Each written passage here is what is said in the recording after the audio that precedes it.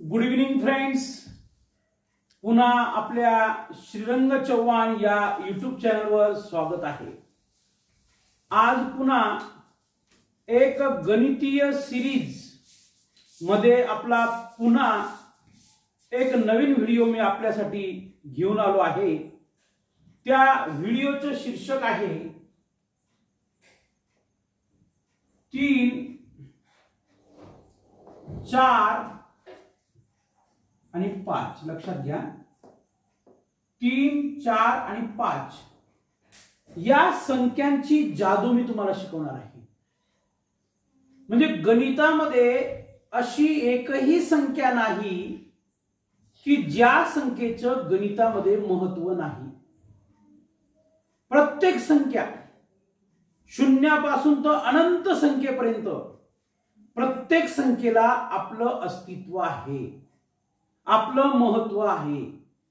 तर त्याचप्रमाणे आजचा आपला जो व्हिडिओ आहे 3, 4 आणि 5 या तीनही संख्या जादूच्या आहेत. बघा, लक्षात घ्या. मग या तीनही संख्या जादूच्या कशा आहेत ते समजून घ्या, व्यवस्थित लक्ष द्या, बारकाईने बघा, निरीक्षण करा. मी काय बोलतो आहे प्रत्येक शब्दाकडे व्यवस्थित लक्ष केंद्रित करा. तर आपल्याला 3, 4 आणि 5 या तिघही संख्यांची जादू लक्षात आल्याशिवाय राहणार नाही. बघा, मी जर असं लिहिलं पुन्हा 3 अधिक 4 आणि बरोबर 5. आता गणितामध्ये एक चॅप्टर आहे. बघा, गणितामध्ये एक प्रकरण आहे की जेव्हा गणितामध्ये अशा प्रकारच्या उदाहरणामध्ये बरोबर संख्येनंतर जी संख्या असते तर त्याच संख्येचं जेवढं काही व्हॅल्यू आहे, जी काही किंमत आहे, ती किंमत इतर उर्वरित इकडच्या संख्यांची असली पाहिजे. म्हणजे इथं जर 5 असेल तर या दोन संख्यांची पण बेरीज 5 यायला पाहिजे, तेव्हा 5 बरोबर 5 असं येईल. आणि याला नेमकं गणितीय भाषेमध्ये समीकरण असे म्हणतात. समीकरण असे म्हणतात, बरोबर, समीकरण असे म्हणतात. पण आता जर तुम्ही व्यवस्थित लक्ष दिलं तर जशी 3 अधिक 5 बरोबर 5, सॉरी 3 अधिक 4 बरोबर 5, तर इकडची जी काही बाजू आहे ही RHS बाजू आहे. RHS म्हणजे राईट हँड साइड. R म्हणजे राईट, H म्हणजे हँड आणि S म्हणजे साइड. राईट हँड साइड म्हणजे उजवी बाजू. आणि ह्या जे काही उर्वरित संख्या आहेत याला आपण LHS म्हणतो, म्हणजे लेफ्ट हँड साइड म्हणजे डावी बाजू. मग जेव्हा उजव्या बाजूची जी संख्येची व्हॅल्यू असते, जी किंमत असते, त्याचे जे काही मूल्य असतं, तर त्या संख्येचं जे काही मूल्य आहे तेच मूल्य डाव्याकडील संख्येचं असलं पाहिजे. आणि डाव्याकडील संख्येचं मूल्य उजवीकडील संख्येच्या मूल्य इतकं असेल तर त्याला गणितामध्ये समीकरण म्हणतात, किंवा ते समीकरण योग्य झालं असं म्हणतात. पण इकडे लक्ष द्या, या ठिकाणी 3 अधिक 4 बरोबर 5 हे समीकरण चुकीचं होत आहे की नाही. बघा, लक्षात घ्या, हे समीकरण चुकीचं होत आहे. पण हे समीकरण जरी चुकीचं असलं, मला या संख्यांच्या मदतीने काय समजवायचं आहे तो आपला आजचा मुद्दा आहे. लक्षात घ्या, बघा, लक्ष द्या. आता 3, 4 आणि 5 या संख्या जादूच्या संख्या आहेत. या संख्यांची जादू मी तुम्हाला शिकवत आहे असं म्हटलं. बघा, आपण जर 3 या संख्येचा वर्ग केला अधिक 4 या संख्येचा वर्ग केला बरोबर 5 या संख्येचा वर्ग केला, तर लक्ष द्या विद्यार्थी मित्रो, वर्ग म्हणजे काय मी शिकवलंय, त्याच्यावर एक व्हिडिओ बनवलेला आहे स्पेशल. वर्ग म्हणजे काय, त्याच संख्येने त्याच संख्येला गुणणे. म्हणजे 3 चा वर्ग काय आहे, 3 त्रिक 9 अधिक 4 चा वर्ग काय आहे 16, म्हणजे 4 गुणिले 4 केलं तर 16 बरोबर. आणि 5 चा वर्ग काय आहे 25. लक्षात घ्या, 25 आहे की नाही. मग आता जेव्हा मी तुम्हाला असं समजवलं होतं की 3 3 अधिक 4 बरोबर 5 हे समीकरण कुठेतरी चुकीचं होत होतं, बरोबर आहे की नाही? हे समीकरण कुठेतरी चुकीचं होत होतं आणि ते चुकीचं आहे हे तुम्हाला पण समजतं मला पण समजतं. पण जेव्हा या 3 संख्येचा वर्ग केला तर आपल्याला 9 ही संख्या भेटली, 4 या संख्येचा वर्ग केला तर आपल्याला 16 ही संख्या भेटली आणि 5 या संख्येचा वर्ग केला तेव्हा आपल्याला 25 ही संख्या घेतली. आता बघा 3 3 घेतले आपण, 4 4 घेतला आणि 5 5 घेतला आहे. मग 3 चा वर्ग 9, 4 चा वर्ग 16 आणि 5 चा वर्ग 25. तर 9 अधिक 16 केलं तर बरोबर काय येतं बघा, 25 येतं की नाही? 9 अधिक 16 केलं तर 25 येतं. मग आहे की नाही 3 4 5 संख्येची कमाल. पुन्हा लक्षात घ्या, आता हे उदाहरण तुम्हाला समजलं. पुन्हा या 3 ला कोणत्याही संख्येने गुणा. बघा समजा या 3 ला आपण 9 या संख्येने गुणू.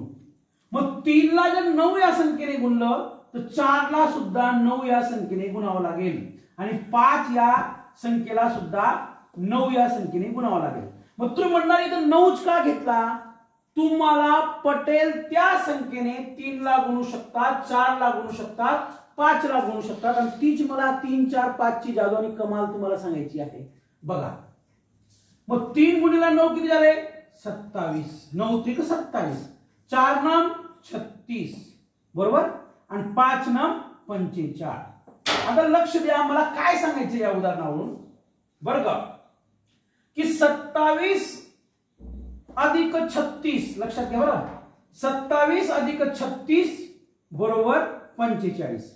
मग आता 27 अधिक 36 बरोबर 45 होतात का ते बघू आपण. 27 अधिक 36 लक्षात घ्या बरं, कन्फ्युज होऊ नका. 6 6 12 ने 13, 1 4 आणि 2 6 म्हणजे 27 अधिक 36 63 होतात. लक्षात घ्या बरं, 27 अधिक 36 किती होतात? 63. पण मी काय केलंय 27 अधिक 36 इथं डायरेक्ट बरोबर 45 लिहिलंय. म्हणजे हे समीकरण पण चुकीचं होतंय की नाही. पण पुन्हा लक्ष द्या, आपण जर 27 चा वर्ग केला आणि 36 चा वर्ग केला लक्षात घ्या बरं का, तर काय होतं आपण बघू. तर आता 27 चा वर्ग काय आहे इकडे बघा. 27 चा वर्ग जर आपण काढला, तुम्ही करा 27 गुणिले 27 तर 27 चा वर्ग होतो 729 बरोबर. 27 गुणिले 27 केले तर वर्ग काय होतो 729 अधिक आपण 36 गुणिले 36 केलं तर 100% 1296 होतात बघा. आणि तुम्ही जर 45 गुणिले 45 केलं तर 2025 होतात. तुम्ही गुणाकार करून बघा.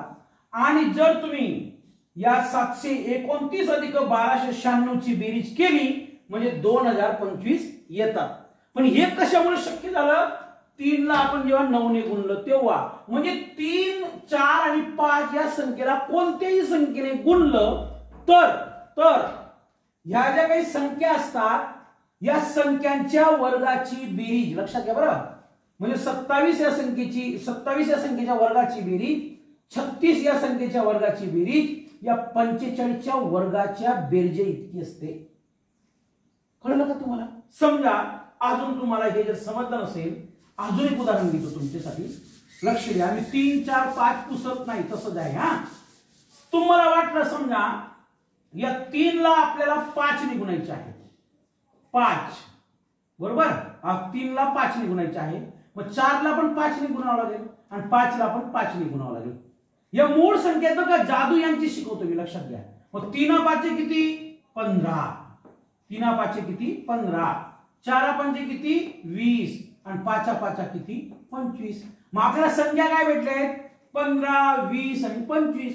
मग आता इथं बघा 15 चा वर्ग अधिक 20 चा वर्ग बरोबर 25 चा वर्ग. म्हणजे मला काय म्हणायचे लक्षात घ्या की 15 च्या वर्गाची जी काही 15 चा जो काही वर्ग येईल आणि 20 चा जो काही वर्ग येईल या दोघं वर्गांची जी काही बेरीज येते ती बेरीज या 25 चा वर्ग केल्यानंतर जे काही उत्तर येईल त्या उत्तरा इतकी असली पाहिजे. आणि ही कमाल फक्त 3 4 5 ची आहे, कारण 3 ला आपण कोणत्याही संख्येने गुणू शकतो. बघा कसं. आता 15 चा वर्ग किती आहे? 225. तुम्ही करा वाटल्यास तुमच्या वहीमध्ये. अधिक 20 चा वर्ग किती आहे? 400 बरोबर. आणि 25 चा वर्ग किती आहे? 625. म्हणजे तुम्ही 225 अधिक 400 केले तर 625 येतात. मग 625 कसं आलं? या 15चा वर्ग किती आहे हो? 225 बरोबर. आणि या 20चा वर्ग किती आहे? 400.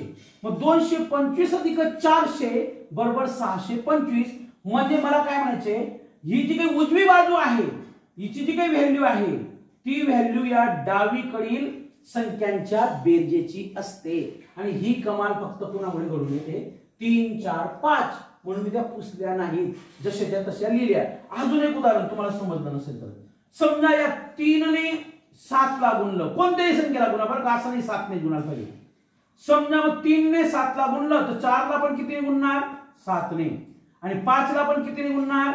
7 ने. आता बघा 3 7 21, 7 चोक 28 आणि 7 5 35 बरोबर आहे की नाही. आता इकडे लिहितो हा, जागा नसल्यामुळे खाली किंवा तुम्हाला दिसणार नाही. मग 21चा वर्ग अधिक 28चा वर्ग बरोबर 35चा वर्ग. मग आता 35च्या वर्गाचे जे काही उत्तर येणार आहे किंवा 35चा जो काही वर्ग येणार आहे त्या वर्गाची व्हॅल्यू किंवा किंमत 21चा वर्ग आणि 20चा वर्ग या दोघांची बेरीज केली तर इतकं उत्तर येणार आहे. म्हणजे मला काय म्हणायचंय, RHS is equal to LHS किंवा LHS is equal to RHS. मग 21चा वर्ग काय आहे बघा 441 आहे, तुम्ही करून बघा. अधिक 20चा आपला 28चा वर्ग किती आहे? 28चा वर्ग आहे 784. किती आहे? 784 बरोबर 35चा वर्ग किती आहे? 35चा वर्ग आपण 1225. किती? 1225. मला काय म्हणायचे, तुम्ही 441 अधिक 784 करा बरोबर 1225 येतो. मग मी आता सुरुवातीपासून शब्द काय वापरत आहे लक्षात घ्या. तुम्हाला शब्द काय वापरते विद्यार्थी मित्र, आता या 3 4 उदाहरणावरून तुम्हाला 3 4 आणि 5 या तिघही संख्यांची कमाल किंवा जादू लक्षात आली असेल. पण पुन्हा सांगतो, एक कबूल करतो विद्यार्थी मित्र, ही 3 आणि 4 व 5 संख्येची जादू नसून याला भूमितीमध्ये लक्षात घ्या, याला भूमितीमध्ये पायथागोरसचे प्रमेय म्हणतात. काय म्हणतात? पायथागोरसचे प्रमेय. इकडे लक्ष द्या, पायथागोरस गणिताचा गाढ अभ्यास का, पायथागोरस चे प्रमेय लक्षात घ्या, पायथागोरसचे प्रमेय किंवा याला पायथागोरसचे त्रिकूट सुद्धा म्हणू शकतो आपण. काय म्हणू शकतो? त्रिकूट. या त्रिकूटला इंग्लिश मध्ये ट्रिपलेट शब्द आहे. काय शब्द आहे? ट्रिपलेट. म्हणजे आता मी जे काही तुम्हाला शिकवलं काय ते लक्ष द्या, 3 4 आणि 5 मी असा शब्द प्रयोग करत होतो ना की 3 4 5 या जादूच्या संख्या, या जादूच्या संख्या नाहीत. हे फक्त मी शब्द बदलला, आपला गोडी निर्माण व्हावी, आपला कुतूहल निर्माण व्हावं. म्हणजे या संख्यांच्या मदतीने 3 4 5 या 3 संख्यांच्या मदतीने आपण पायथागोरसचे हजारो त्रिकूट हे करू शकतो. मग आता इकडे लक्ष द्या, पायथागोरसचे त्रिकूट म्हणजे काय? नेमकं त्रिकूट कुणाला म्हणालो? संख्या किती आहेत? 1 2 3. मग त्रि म्हणजे किती? त्रि म्हणजे किती? 3. मग नेमकं त्रिकूट कुणाला म्हणावं? इकडे बघा, हा काटकोन त्रिकोण आहे. याला नाव देऊ आपण A B आणि C. थोडं भूमितीमध्ये घेऊन चाललो तुम्हाला. हा काटकोन त्रिकोण आहे. मग याला काटकोन त्रिकोण का म्हणावं? हा काटकोन आहे बघा. मग समजा ही जी काही बाजू आहे ही 3 सेंटीमीटर आहे समजा, आणि ही जी काही बाजू आहे ही 4 सेंटीमीटर आहे, आणि ही जी काही बाजू आहे ती 5 सेंटीमीटर आहे. म्हणजे या बाजूच्या म्हणजे 3 चा वर्ग केला, 4 चा वर्ग केला तर या 5 या संख्येचा वर्ग मिळतो आपल्याला. म्हणजे या दोघांचे बेरजे इतक्या या वर्गाची व्हॅल्यू असते.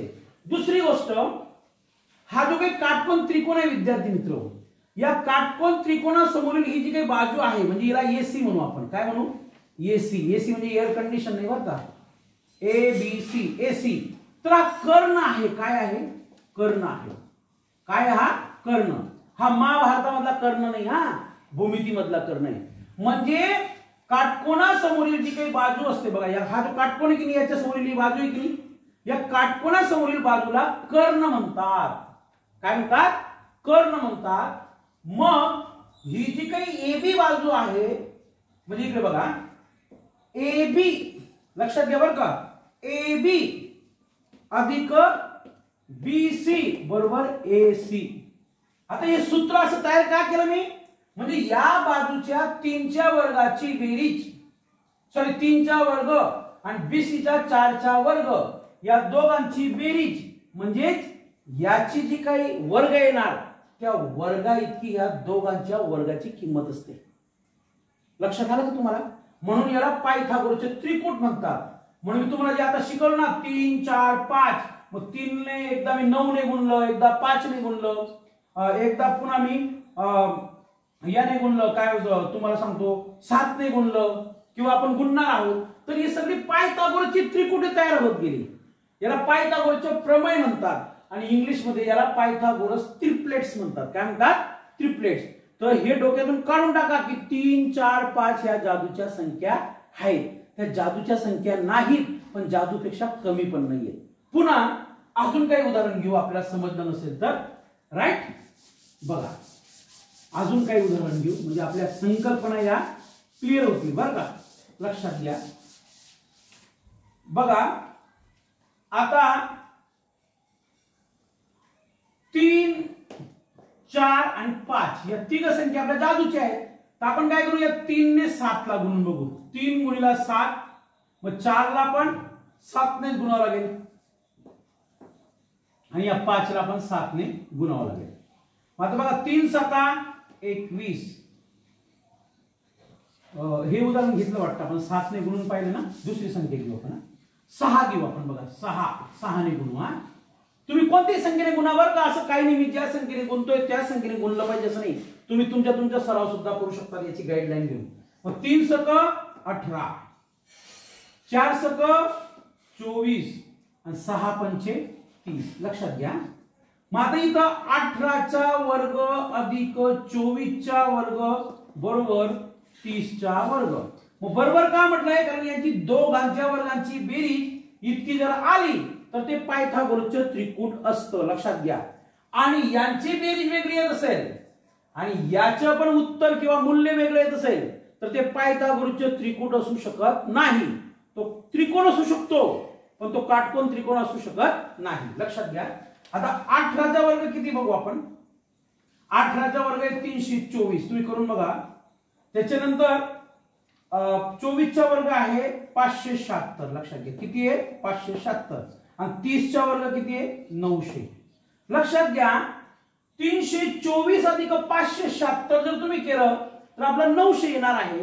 मग जेव्हा इकडच्या बाजूचं मूल्य आणि इकडच्या संख्यांच्या वर्गाची बेरीज ही सारखी असते त्याला पायथागोरसचे त्रिकूट असे म्हणतात. मग समजा याचे उत्तर जर इकडे वेगळं येत असेल आणि यांची बेरीज जर वेगळी येत असेल, त्याच्यामध्ये सारखेपणा नसेल तर 100% ते पायथागोरसचे त्रिकूट नसतं. कळलं? अजून एक उदाहरण घेऊ. बघा अजून एक उदाहरण घेऊ आपण. आता या 3 ला 12 ने गुणून बघू आपण. 12 ने गुणून बघू. मग या 3 ला जर 12 ने गुणत असतील तर 4 ला पण किती गुणायला पाहिजे? हो 12 ने. आणि 5 ला पण किती गुणायला पाहिजे? 12 ने. मग 12 त्रिक 36 म्हणजे 36चा वर्ग अधिक 12 चोक 48 म्हणजे 48चा वर्ग बरोबर 12 पंचे 60 म्हणजे 60चा वर्ग. मग 36चा वर्ग लिहिल्यानंतर 48चा वर्ग लिहिल्यानंतर त्या दोघांची बेरीज जर केली तर 3600 येतात का बरोबर? म्हणजे 60चा वर्ग किती? 3600. तर 3600 येतात का बरोबर ते आपल्याला टॅली करायचे. मग बघा 36चा वर्ग किती येतो तुम्ही करून बघायचं. 1296 येतो. किती येतो? 1296 अधिक 48चा वर्ग किती येतो? 2304 येतो. किती? 2304 बरोबर 60चा वर्ग किती येतो? 60चा वर्ग किती येतो? 3600.